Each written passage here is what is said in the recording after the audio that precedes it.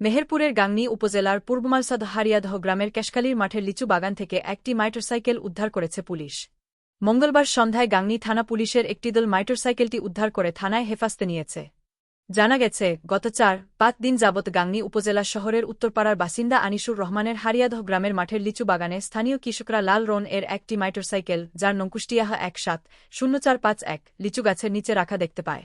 স্থানীয় কৃষকদের ধারণা কায়েন ব্যক্তি হয়তায় প্রতিদিন একই স্থানে মোটরসাইকেলটি রেখে মাঠে গিয়ে থাকতে পারে।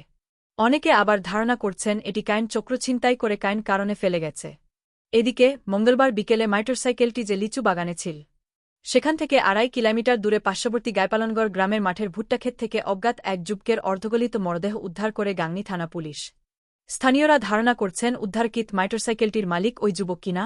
গাংনী থানার অফিসার ইনচার্জ ওসি বানী ইসরাইল জানান, উদ্ধারকৃত মোটরসাইকেলের মালিককে শনাক্ত করার চেষ্টা চলছে। মুজিবনগর খবরে নিউজ এর জন্য যোগাযোগ করুন। আশফারুল হাসান সুমন, উপদেষ্টা সম্পাদক, মোবাইল ০১৭২২২৬৬০৬। শাহিদুজ্জামান রিপন, যুগ্মবার্তা সম্পাদক, মোবাইল ০১৭২৩০০৪৩০০। অধ্যক্ষ মহসিন আলী আঙ্গুয়ার, সম্পাদক ও প্রকাশক, মুজিবনগর খবর.com, মেহেরপুর।